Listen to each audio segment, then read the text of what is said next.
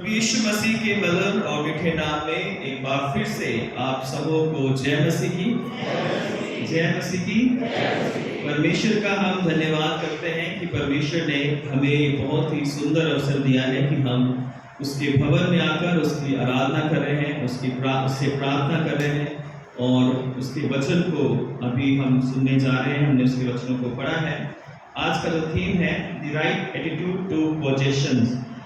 हमारा जो धन के प्रति सही जो प्रत्युत्तर है या हमारा रिस्पॉन्स कैसा है धन के प्रति, हम क्या सोच रखते हैं। आज का जो हमारा थीम है 12 संडे आफ्टर पेंटिकॉस्ट और बाइबल के जो हिस्से हमने पढ़े हैं, पुराने नियम में हमने पढ़ा जेनेसिस उसका 30 चैप्टर 2 to 12, उत्पत्ति 13 2 से 12, Psalm 49, 1 Corinthians chapter 6 1 to 11 and Luke chapter 12 versus 30 to 21 जो है हमने पढ़ा है।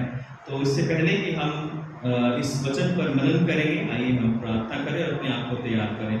सर्वशक्तिमान पिता परमेश्वर, एक बार फिर से बड़ी दीनता और नम्रता के साथ आपके चरणों में आते हैं और आपके पवित्र नाम में वचनों को जो हम बोलने और सुनने जा रहे हैं पिता, आपके हाथों में सौंपते हैं। हे पवित्र आत्मा, आप और हमारे हृदय की भूमि को तैयार कर, ताकि हम अच्छी भूमि के रूप में इन बीजों को अपने अंदर, वचन के बीज को अपने अंदर पिता परमेश्वर ग्रहण करें और 100 गुना फल लेकर आएं। यीशु क्रिस्त के नाम से मांगते हैं, आमीन।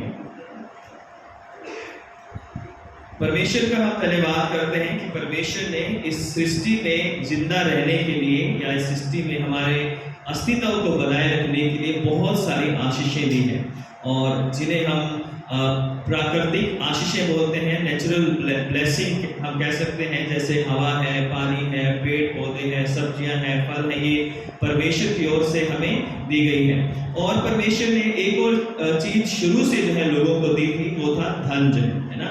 और धन हम सब की एक मूलभूत आवश्यकता है, नीड है। और अगर हमें अच्छी सब्जी खरीदनी है तो हमें धन चाहिए, अच्छे कपड़े खरीदने हैं धन चाहिए, इलाज चाहिए, घर की कुछ भी चीज़ें चाहिए, हर चीज़ के लिए, यानी जिससे हमारा जीवन अस्तित्व में बना रहता है। हम डॉक्टर के पास जाते हैं, पहले डॉक्टर कहता है कि 10 20 30 40 50 हज़ार रुपये जमा कराओ, फिर आगे हम आपका ट्रीटमेंट शुरू करेंगे। तो धन जो है एक परमेश्वर की बहुत बड़ी आशीष है दुनिया में रहने के लिए, इंसान के लिए है। और जिस दास या दासी को मैक्सिमम जो परमेश्वर के दास दासी परमेश्वर ने चुने और उन्हें अपनी सेवा के लिए बुलाया, उन्हें धन से उन्हें आशीषित किया है ना। पुराने नियम में अगर हम अब्राहम को देखें, याकूब को देखें, अगर हम इसहाक को देखें, अगर हम पुराने नियम के और भी जो सेवक हैं जैसे दाऊद है, सुलेमान है, अन्य ऐसे अनेक परमेश्वर के दास दासियां हुए जिनको परमेश्वर ने बहुतायत से आशीषित किया है। ऐसे भी हुए जो बहुत कंगाली में रहकर, दुख उठाकर, जो है तकलीफ उठाकर भी उन्होंने परमेश्वर की सेवा की। तो दोनों तरह के लोग रहे। जैसे एलिया था, वो भागता रहा जो है अहाब से, क्योंकि उसके पास कुछ भी पैसे तो थे नहीं उसके पास, और कौवे उसके लिए खाना लाते थे और पानी चट्टानों से वो पानी पीता था। यिर्मयाह का अगर हम पुस्तक पढ़ें, पूरी यिर्मयाह की किताब में यिर्मयाह बार बार विलाप करता है, कभी राजा उसे जेल में डाल देता है, कभी धूप में उसको पिंजरे में डालकर खड़ा कर देते हैं। तो दोनों ही तरह के परमेश्वर के ऐसे लोग थे जो जिनको बहुत धन मिला और जिनको नहीं मिला। जिनको बहुत धन मिला वो भी परमेश्वर के चुने हुए थे, और जिनकी सेवकाई बिना धन के थी वो भी परमेश्वर के चुने हुए थे। लेकिन बाइबल हमें ये बताती है कि हमें जो धन है वो हमारी दुनियावी जरूरतों को पूरा करने के लिए है। धन जो है वो हमारा परमेश्वर नहीं है ना, क्योंकि हर चीज के लिए आज के समय में कोई भी ऐसा व्यक्ति नहीं है। इवन कि छोटे बच्चे जब चलने लगते हैं, थोड़ा बोलने लगते हैं, पहला काम उनका ये होता है कि जरा 10 रुपये 5 रुपये दे दो हमें, जो है हम जरा चीज खा के आते हैं आस पड़ोस में जो है। तो वो भी बच्चे भी जानते हैं, आप बच्चों को एक पेपर दे दो और उससे वापस ले लो, वो दे देंगे जो है। लेकिन आपने 10 20 30 50 या कोई रिश्तेदार में 100 का नोट दे जाए और आप उनसे वापस लेके दिखा दो जाए, है ना, वो एकदम से उसको इतनी जोर से दबाते हैं और उनको पता है कि ये कुछ विशेष है ना। यानी छोटा बच्चा भी पैसे की वैल्यू को समझता है, और पैसा जो है अपने आप में कभी भी बुरा नहीं था और ना अपने आप में कभी बुरा है, लेकिन बाइबल कहती है कि रुपए का जो लोभ है वो सब प्रकार की बुराइयों की जड़ है। पहला तिमुथियुस 6 के 10-11 में ये बात लिखी है कि रुपए का जो लोभ है, और इसलिए 10 आज्ञाओं में लिखा था कि तू लालच मत करना, है ना, अपने पड़ोसी की किसी भी चीज का, उसके बैल का, गधे का, किसी सामान का लालच मत करना है। लेकिन सबसे डिफिकल्ट काम जो आज मनुष्य के लिए ये है कि वो अपने धन के प्रति कैसा उसको मैनेज करे या कैसा रवैया रखे। ये कंफ्यूजन जो है आज भी सारे संसार में बना हुआ है, क्योंकि जिसके पास पैसा होता है या जिसके पास पैसा है वही अपने आप को दुनिया का राजा समझता है, और जिसके पास पैसा होता है उसके व्यवहार में, उसकी चाल ढाल में, उसकी बातचीत में एकदम से बदलाव आ जाता है। और पैसे के लालच में आज बड़े बड़े बुरे काम भी हो रहे हैं, और पैसे के लिए बहुत अच्छे अच्छे काम भी हो रहे हैं। पैसे के द्वारा लोगों को जीवन भी दे रहे हैं, लोगों की मदद भी कर रहे हैं, लेकिन पैसे के द्वारा लोगों को मार भी रहे हैं, हत्याएं भी कर रहे हैं, चोरी भी कर रहे हैं, डकैतियां भी कर रहे हैं, धोखा भी दे रहे हैं। अभी रिसेंटली जो एक घटना जो है हुई है गोवा के अंदर, बीजेपी की नेता जो थी सोनाली फोगाट जो है उसको मार दिया गया जो है, हत्या कर दी, जैसा हम सुन रहे हैं न्यूज़पेपर में, न्यूज़ में, व्हाट्सएप पे, फेसबुक पे। क्यों मारा गया? ताकि उसकी प्रॉपर्टी को है हड़प लिया जा सके। पिछले दिनों 2 हफ्ते पहले 16 अगस्त की बात है, दिल्ली के वेलकम एरिया में वहां पे 2 भाई अपने एक दोस्त को ये कहकर गए कि मेरी मम्मी का और मेरी दादी का ध्यान रखना, हम 13 तारीख को क्योंकि छुट्टियां दिनों में बाहर जा रहे हैं, पता नहीं कहाँ गए, ऋषिकेश गए या कहाँ गए, मनाली गए, तो वहां पर वो 16 तारीख को जब आए तो उसकी माँ जो कि अबाउट 45 इयर्स की थी जो है, उन 2 लड़कों की, और दादी जो है लगभग 70 साल की थी, दोनों 3 दिन से अंदर मरे हुए पड़े थे। क्यों? बाद में जब इन्वेस्टिगेशन हुई तो पता चला कि जिस दोस्त पर भरोसा करके उसे अपना घर, अपना परिवार, अपनी दुकान जो कि चांदनी चौक में थी उसका पूरा उसको इंचार्ज बनाकर गए थे, उसी ने पैसे के लालच में चोरी करने के लिए पहले उसने चोरी की, जो भी उसका जेवर था वो लूटा, और उसने बताया कि मैं सोच रहा था कि मुझे जो लोगों का पैसा देना है, मुझे जो उधार चुकानी है, यहाँ से चोरी करके मैं लोगों के उधार को चुका दूंगा। तो ऐसी ये तो एक छोटी सी घटनाएं बताई, इससे भी बड़े बड़े जो घोटाले हो रहे हैं, बड़े बड़े जो है छापे पड़ते हैं ईडी के या सीबीआई के, जो है इतने नोट निकलते हैं कि पूछो मत, कि वहां पर मशीनें भी जवाब दे देती हैं उनको गिनने के लिए। तो ऐसे ऐसे काम जो है संसार के अंदर हो रहे हैं, और भ्रष्टाचार और तरह तरह की बेईमानी, हत्याएं, लूट, धोखा, फरेब, ठगी, जालसाजी, इन सब के पीछे रुपए का लोभ जो है हो रहा है।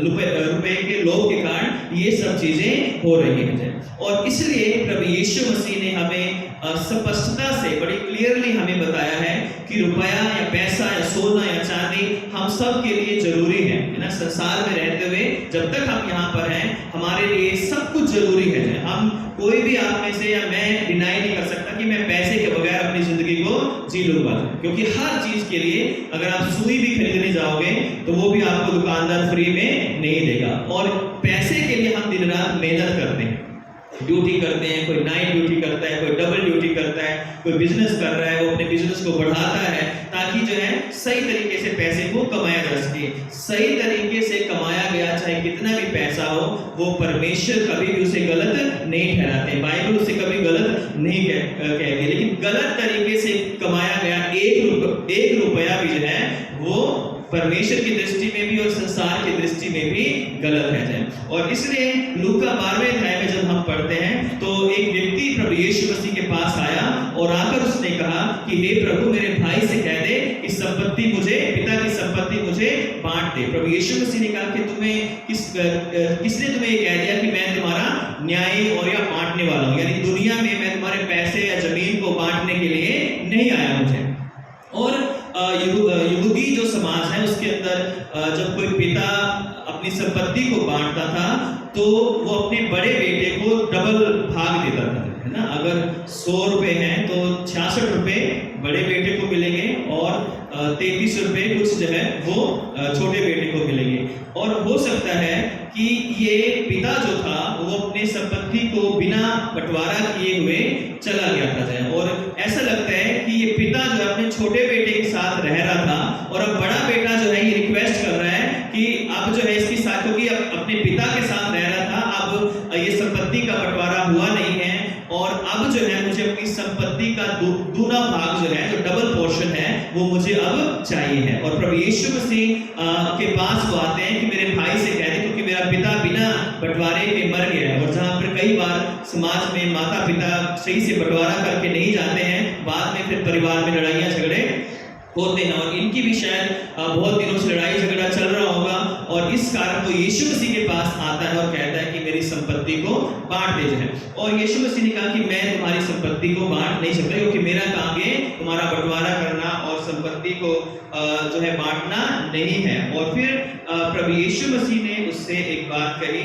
और कहा कि, और उसने उससे कहा, चौकस रहो और हर प्रकार के लोभ से अपने आप को बचाए रखो, क्योंकि किसी का जीवन उसकी संपत्ति की बहुतायत से नहीं है। यहाँ पर एक बात मैं पहले बड़ा क्लियर कर दूं कि मैं ये नहीं कह रहा कि अगर माँ बाप की जमीन है या कोई जायदाद, पैसे हैं, बैंक में कुछ भी है, तो भाई बहनों को जो है उसको लेने का अधिकार नहीं है। लेकिन यहाँ पर ये मैं कहना चाहता हूँ कि भाई जो प्रभु यीशु मसीह कह रहे हैं कि जो धन है या पैसा है वो हम सबको चाहिए, घर चाहिए, हमें कपड़े चाहिए, सब कुछ चाहिए, लेकिन इन सब चीजों को जब हम लालच करते हैं और इस लालच में हम अंधे हो जाते हैं, और कोई रिश्ते नाते भाईचारा, चाहे वो कोई भी किसी भी तरह की दुनियावी हमारे जो बंधन है उनको हम तोड़कर जो है उस पैसे को छीनना चाहते हैं, लालच करते हैं, तब वो चीजें गलत हो जाती है ना। जैसे कि अभी मैंने उदाहरण दिया कि एक जो उसका पीए था जो है फोगाट का, तो उसने जो है, जो कि उसका कुछ भी नहीं था, सारा पैसा उस लेडी का था, उसने अपनी मेहनत से या अपने जो भी वो काम करती थी उससे कमाया था। लेकिन अब लालच क्या है कि इसको मार दिया जाए, इसको हटा दिया जाए, और इसके बाद क्या हो जाएगा, सारा पैसा मैं ले लूंगा, है ना। यही दिल्ली में भी हुआ कि इसके मम्मी और दादी को मार दो, सारा पैसा मैं लूट के ले जाऊंगा, और उसके बाद मैं सारा कर्ज उतार दूंगा और आराम से मैं जिंदगी को जीऊंगा। तो जब इंसान के अंदर लालच होता है तो इंसान अंधा हो जाता है, उसे फिर रिश्ते नाते, मर्डर, हत्या, छोटा बड़ा कोई उसे नहीं दिखाई देता है। दिल्ली में बहुत साल पहले एक गैंग था जो है, जो कि तेल लगाकर, क्या बोलते थे उसे, कच्छाधारी गैंग जो था, वो तेल लगा के आते थे जो है, और परिवारों के अगर 6 हैं, 4 हैं, 5 हैं, 10 हैं परिवार में, वो सारे के सारे उनको मारकर चले जाते थे। कारण क्या था, घर को लूटना, है ना। तो इसी तरह से प्रभु यीशु मसीह कहते हैं कि हर तरह का लोभ जो है वो मनुष्य के लिए गलत है। अपना हक मांगना गलत नहीं है, अगर आपका हक है वो बिल्कुल गलत नहीं है। आपका जो हक है, आप मेहनत करते हो, कोई आपको सैलरी नहीं दे रहा, आप नहीं मांगोगे सैलरी, तो कौन मांगेगा। अपने हक के लिए यीशु मसीह मना नहीं कर रहे। अपने हक के लिए हमें लड़ना है, हमें अपने हक को लेना है, लेकिन लालच वहां होता है तो चीज मेरी है नहीं, लेकिन मैं उस चीज को लेना चाहता हूँ, उस चीज को मैं छीनना चाहता हूँ। उसके लिए चाहे मुझे किसी को धोखा देना पड़े, चाहे मुझे किसी को मारना पड़े, चाहे किसी के विश्वास को तोड़ना पड़े, चाहे मुझे कुछ भी करना पड़े, लेकिन मैं उस चीज को लेकर रहूंगा जो मेरी नहीं है। और इसलिए जैसे मैंने बताया कि 10 आज्ञाओं में एक आज्ञा जैसे शुरू में बता दिया कि लालच मत करना है। तो इसलिए प्रभु यीशु मसीह कहते हैं कि एक मसीह को हर प्रकार के लोभ और लालच से अपने आप को बचाकर रखना चाहिए जाए। और क्योंकि जो मनुष्य का जो लालच की प्रवृत्ति है, ये ऐसी प्रवृत्ति है जो एक बार अगर जिसको हो जाए और वो एक बार पूरी हो जाए तो उसके बाद उसका कोई एंड नहीं है। कई बार दहेज के कारण जो है हम सुनते हैं कि हत्या कर दी गई, है ना। पहले स्कूटर मंगाई थी तो वो ले आए, फिर बाइक मंगवाई वो भी ले आए, अगली बार कार मंगवाई, छोटी कार मंगवा ली, अब बड़ी चाहिए थी, बड़ी नहीं दे सके तो क्या हो गया, अब उसको मार दो, जला दो, कुछ भी कर दो जो है। तो ये क्या होगा कि जहां पर आप एक दरवाजा खोलते हैं जो है, तो दूसरा दरवाजा भी खोलने के लिए आपको मजबूर होना पड़ेगा। तो लालच भी एक ऐसी चीज है जहां पर थोड़ा सा लालच शुरू हुआ, वहां से धीरे धीरे वो लालच जो है बहुत बड़ा रूप धारण कर लेता है और किसी न किसी के जीवन को बर्बाद करने का एक कारण बन जाता है। तो इसलिए लालच से, हर प्रकार के लालच से प्रभु यीशु मसीह मना करते हैं कि हर प्रकार के लोभ से अपने आप को बचाए रखो, क्योंकि किसी का जीवन जो है वो उसकी संपत्ति पर आधारित नहीं है। और पिछले दिनों में ये बात बिल्कुल सच हुई कि करोड़ों रुपए लेकर भी जो एक ऑक्सीजन का सिलेंडर कोई खरीद नहीं पाया था, है ना, क्योंकि लोगों के पास जो है पैसे बहुत थे, लेकिन जो ऑक्सीजन जो कि खुदा हमें फ्री में 24 घंटे सारी जिंदगी हमारे 70, 80, 90 साल हम जीते हैं, फ्री में हमें मिलती है। लेकिन उन दिनों में पैसे लेकर भी जो है लोग उस ऑक्सीजन को जो है एक सिलेंडर में 10, 12, 15 किलो जितनी भी आती होगी उसको खरीदने के लिए तरस गए, तड़प गए, क्योंकि पैसा जो था, जिनके ऊपर लोगों को घमंड था, वो पैसा उनकी जिंदगी को, उनके अपनों की जिंदगी को बचा नहीं सकता। बच वही सकता है जिसको परमेश्वर बचाना चाहता है। तो इसलिए अपने हर प्रकार के लोभ से हमें अपने आप को बचाए रखना है। दूसरी बात यहाँ पर हम देखते हैं कि एक मसीह को अपने भविष्य के लिए धन पर भरोसा नहीं रखना चाहिए। पहली बात, हर प्रकार का लोभ से बचना है। दूसरी बात, एक मसीह व्यक्ति को, विश्वासी को अपने भविष्य के लिए धन के ऊपर डिपेंड नहीं होना चाहिए। धन हर जगह जरूरी है, जैसे ऑलरेडी मैं बता चुका हूं, लेकिन जब हम ये सोचते हैं, जैसे इस व्यक्ति ने सोचा, जिसका वर्णन बाइबल में प्रभु यीशु मसीह ने कहा कि एक व्यक्ति था और वो बहुत धनवान था, उसके पास बड़ी भूमि थी और उसकी भूमि में उस साल बहुत फसल हुई और इतनी फसल हुई कि उसके पास रखने की जगह नहीं थी जय। और जब उसके पास रखने की जगह नहीं हुई तो उसने कहा कि मैं नई अपनी बखारियां बनाऊंगा, भंडार बनाऊंगा, नए स्टोर बनाऊंगा और उसमें अपनी जो फसल है, अपना जो अनाज है, मैं उसको रखूंगा है। और उसके बाद उसने एक बात जो कही कि मैं अपने प्राण से, उसने कहा कि हे मेरे प्राण, तेरे पास बहुत वर्षों के लिए बहुत कुछ है, खा, चैन कर, खा पी और सुख से रह जा। तो इस व्यक्ति का जो सोच थी वो ये थी कि अब मेरे पास बहुत सारा धन है, बहुत सारा अनाज है, मेरे पास रोटी की कोई कमी नहीं होगी, जब जरूरत होगी मैं इसे बेचकर अनाज को कुछ भी सामान ले सकता हूं। तो यानी अब ये जो धन है, अब ये जो अनाज है, मेरी जिंदगी को क्या करेगा, बचाकर रखेगा। अब उसका ध्यान परमेश्वर पर नहीं था। उसकी यहाँ पर गलती जो है क्या है ना, अगर हम देखें तो उसने, वो एक किसान है, बहुत मेहनत करते हैं किसान लोग जो है, बड़ी मेहनत से जब फसल उगाई जाती है, उसने भी की होगी, उसके जो मजदूर होंगे उसने उनको अच्छा पे किया होगा, उसके बाद जो है उसके पास फसल हुई। क्या ये बुरी बात है कि उसने मेहनत की और फसल हुई? बिल्कुल गलत बात नहीं है। मेहनत की और उसने अच्छी फसल पाई, ये उसके ऊपर जो है उसकी जो मेहनत का एक प्रतिफल था, उसे खुश होना चाहिए था। वो खुश हुआ कि हाँ मेरे पास अब बहुत कुछ है। तो गलती कहाँ पर हुई है ना? क्या उसकी मेहनत के लिए उसे गलत कहा गया? क्या वो खुश था इसलिए उसे गलत कहा गया? क्या उसने अपने किसानों को अच्छे से अच्छे पैसे दिए, अच्छे उनसे काम लिया, अच्छे से उसने मैनेज किया अपने सारे खेत के किसानों को, लेबर को जो है, और फिर उसके बाद एक अच्छा प्रोडक्ट या उस अच्छी प्रोडक्टिव जो प्रोडक्शन जो है उसको फसल की हुई और उसके बाद वो आज खुश है ना? तो ये इनमें कोई भी चीज गलत नहीं है। लेकिन गलत कहां पर हम इसे कहते हैं? प्रभु यीशु मसीह ने कहां उस पर उसे गलत कहा? जब उसने ये कहा कि हे मेरे प्राण, खा पी और चैन कर, क्योंकि भविष्य के लिए अब मेरे पास बहुत कुछ है। और तभी एक आवाज आई। क्या आवाज आई थी? नहीं, उससे पहले उसे एक अच्छा सा शब्द भी बोला गया था, हे मूर्ख, आज ही तेरे प्राण तुझसे ले लिया जाएगा। तो ये सब जो तेरा है वो किसका होगा? तो यहाँ पर हम ये देखते हैं कि प्रभु यीशु मसीह बताना चाहते हैं कि किसी का जीवन जो है वो पैसे के ऊपर आधारित नहीं है ना? पैसे से जैसे हमने बताया कि हम ऑक्सीजन भी खरीद नहीं पाए जो है, जबकि हमारे पास बहुत, दुनिया के पास बहुत सारे पैसे थे और ये परमेश्वर हमें फ्री में देता है। दूसरी बात जो है, इसका जब धन इसके पास आया तो इसके अंदर मैं एक बहुत बड़ी, इसके अंदर मैं आई है ना। इसने कहा कि मैं क्या करूं, पहला शब्द क्या है, मैं क्या करूं। फिर क्या है कि मेरे यहाँ जगह नहीं, फिर भी इसमें भी मैं ही हूं। फिर कह रहा है कि मेरे पास जगह नहीं कि अपनी उपज इत्यादि रखो। फिर उसने कहा कि मैं यह करूंगा, है ना, मैं यह करूंगा, मैं अपनी भी क्या है, मैं से जुड़ी, मेरे से जुड़ी हुई चीजें हैं, मैं अपनी बखारियां तोड़कर उन्हें बड़ा बनाऊंगा। और फिर लिखा है, और वहां अपना सब अन्न और संपत्ति रखूं। अपना मतलब वो भी मेरा ही है, मेरा धन मैं रखूंगा।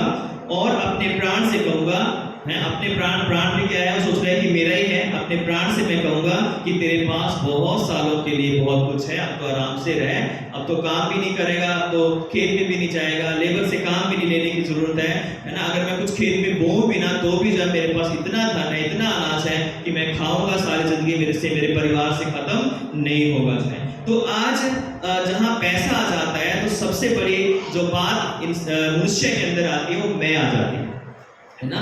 और जो मैं होती है वो मनुष्य के घमंड का एक जीता जागता उदाहरण बन जाता है कि मैं ये हूं, मैं वो कर दूंगा, मेरे पास ये है, मेरा बेटा बेटी या मेरा जो है बिजनेस या मेरा काम या मेरी नौकरी या मेरी पहचान, मेरी जान पहचान, मेरी पहुंच जो है वो बहुत ऊंची है जो है। तो जहां पर मैं आ गई वहां पर परमेश्वर नहीं होता जो है ना।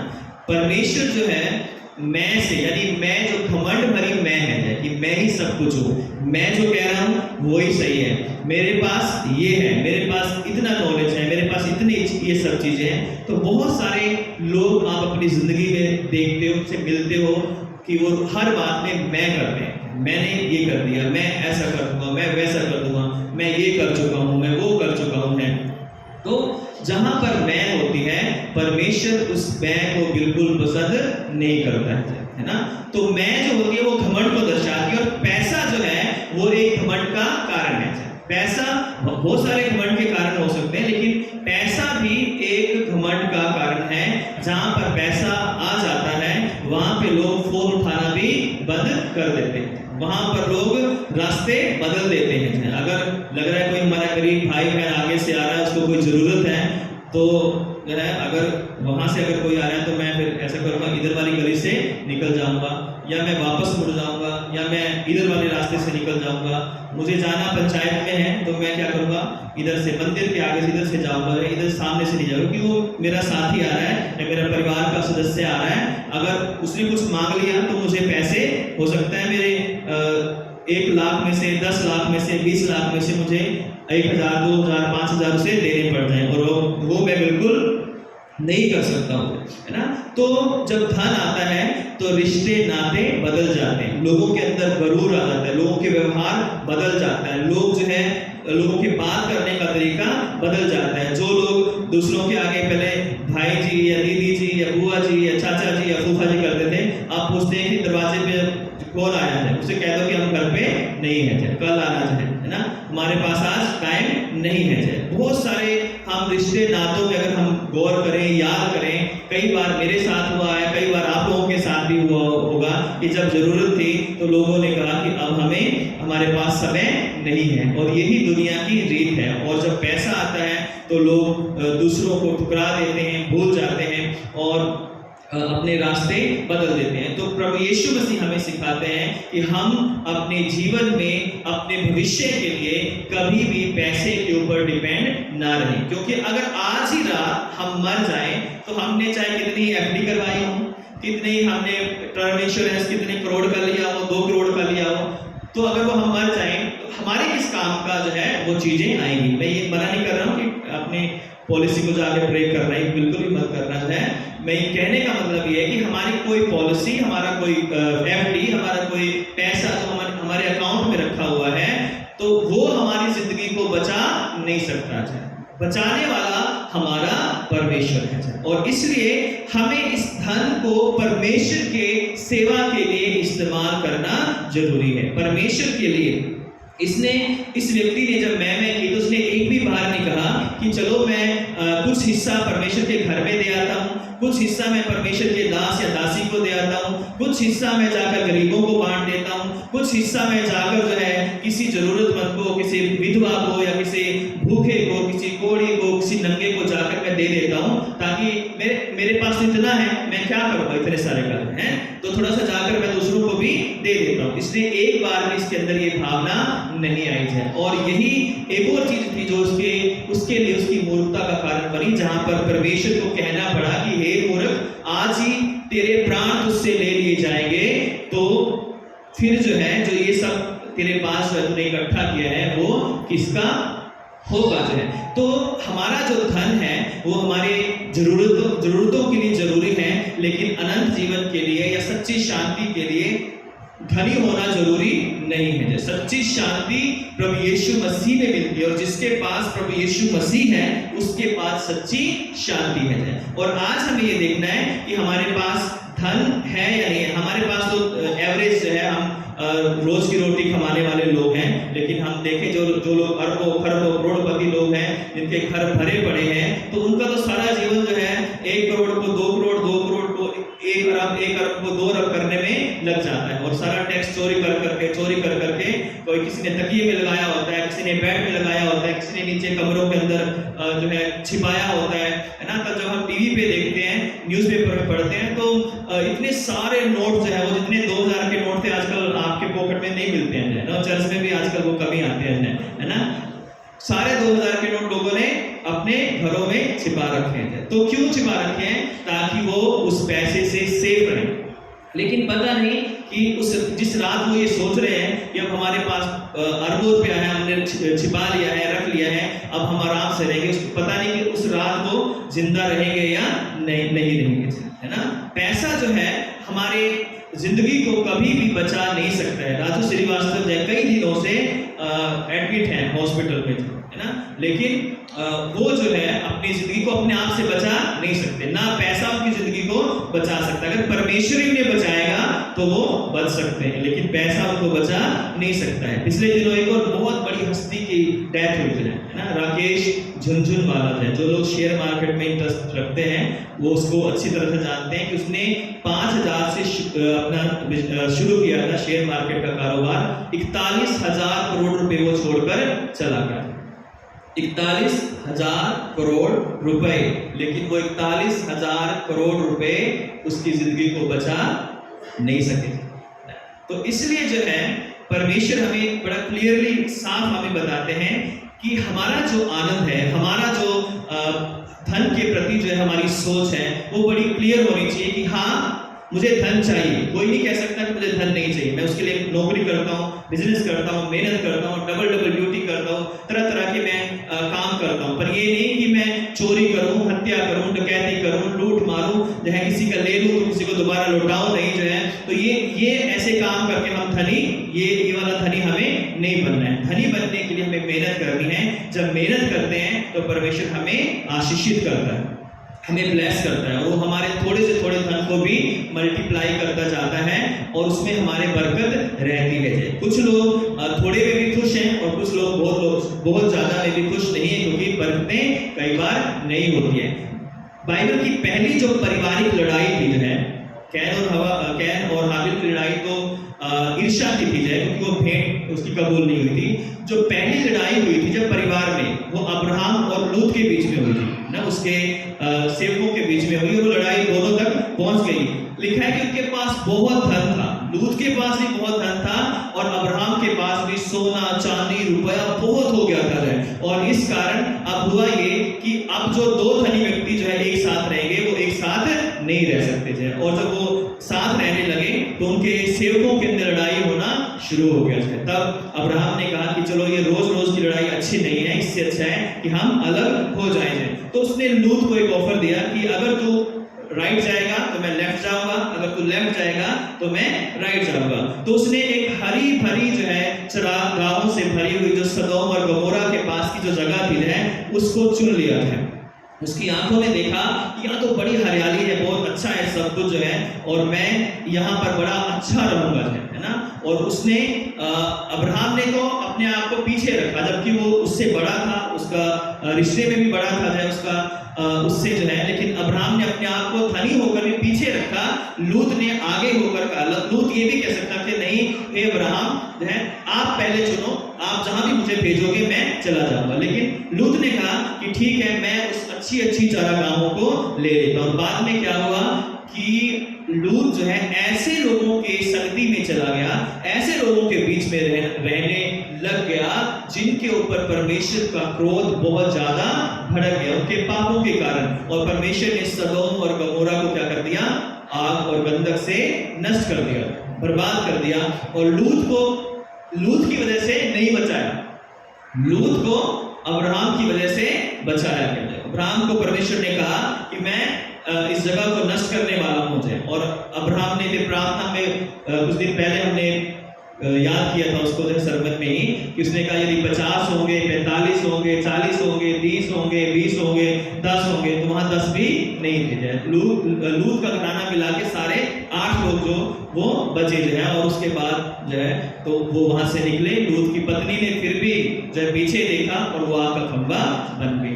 तो जब हम लालच में जो है गलत तरीके से या गलत लोगों की संगति में जाकर धन को कमाने की कोशिश करते हैं, तो वो धन हमारी बर्बादी का कारण बन जाता है। इसलिए धन एक बहुत बड़ी आशीष है, इसे प्रभु के अनुग्रह में एंजॉय करें जो है, क्योंकि संसार में रहने के लिए, अच्छे से अच्छा बनने के लिए, अच्छे खाने के लिए हमें धन की जरूरत है। लेकिन कभी भी धन पर घमंड ना करें, क्योंकि सबसे पहले जो चीज आपको धोखा देगी वो हमारा धन है। क्योंकि जब हम बिस्तर पर चले जाएं, हॉस्पिटल में चले जाएं, तो डॉक्टर भी कह देते हैं कि धन को अपना साइड में रखो, जाके दुआ करो, है ना। क्योंकि हम ये पैसे से बचा नहीं सकते हैं, बल्कि बचाने वाला परमेश्वर है। इसलिए हम हर प्रकार के घमंड से बचे रहें, हर प्रकार के लालच से बचे रहें, क्योंकि परमेश्वर किसी का जो जीवन है वो किसी के धन से नहीं है कि वो कितना धनी है। दुनिया में कमाने के लिए बहुत सारी चीजें हैं, है ना। जैसे हम भलाई कमा सकते हैं, प्रेम कमा सकते हैं, भाईचारा कमा सकते हैं, दूसरों पर दया करना, भूखों को रोटी खाना खिला के जो है वो धन कमा सकते हैं, जो स्वर्ग में भी हमसे छीना नहीं जाएगा। अपने लिए पृथ्वी पर नहीं, बल्कि स्वर्ग में धन इकट्ठा करो, जहां कीड़ा और काई नहीं लगते हैं। तो आज हमें अपने धन को जो है जब हम इकट्ठा करते हैं संसार के अंदर, तो उस धन को हम परमेश्वर की सेवा के लिए इस्तेमाल करें।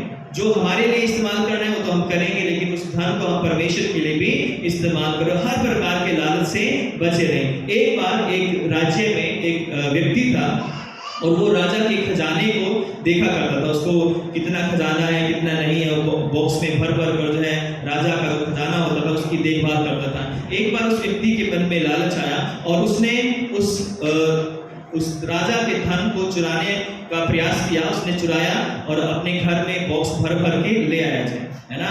एक बड़ा बॉक्स जो है उसके पास था, छोटा उसकी पत्नी के पास था, 2 बच्चे थे, एक छोटे बॉक्स जो है उनके पास रख दिए। अब उसने धन चुरा लिया राजा का, अब वो राज्य में नहीं रह सकता, क्योंकि जैसे राजा को पता चलेगा किसने मेरे खजाने की चोरी की है, तो वो उसे फांसी दे देंगे परिवार सहित। उसने रात को ही प्लान किया कि मैं निकलता हूँ, और वो रात में ही अपने घर से 4 बॉक्स लिए उसने।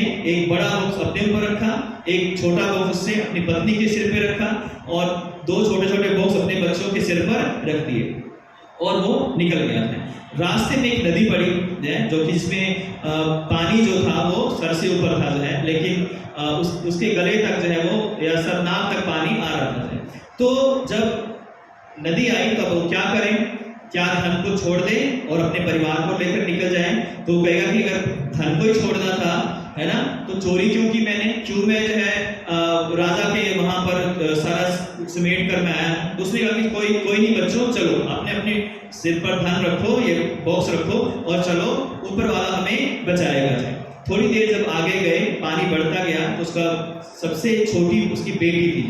बेटी ने कहा कि पापा मैं डूब रही हूँ, क्योंकि पानी जो है मेरे सर के ऊपर से निकलने जा रहा है। उसने कहा कोई बात नहीं, चलते रहो। लेकिन उसने कहा कि पापा मैं चल नहीं सकती हूँ। तो उसने कहा कि अब मैं क्या करूं, इस लड़की को संभालूं या इस धन के बॉक्स को संभालूं।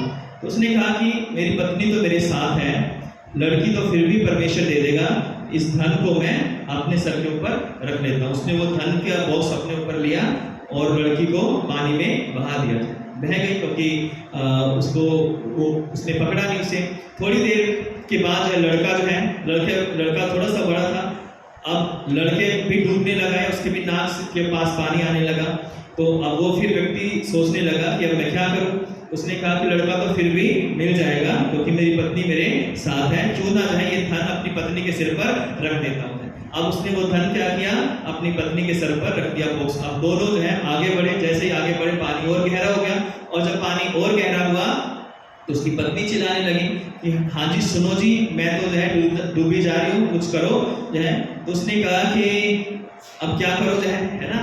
तो अब उसने कहा कि चलो मेरे पास इतना सारा धन है, शादी तो मैं क्या कर लूँगा, और भी कर लूँगा, बच्चे और भी हो जाएंगे, लेकिन ये धन दोबारा मुझे नहीं मिलेगा। उसने कहा कि ऐसा करो, ये मेरे सिर के ऊपर रख दो। तो सारे बॉक्स उसने अपने ऊपर सिर पे रख लिए और अपनी पत्नी का भी हाथ उसने छोड़ दिया, और पत्नी भी पानी के अंदर बह गई है ना। अब उसके पास 4 बॉक्स है ना, अपना, अपनी पत्नी का, दोनों बच्चों का।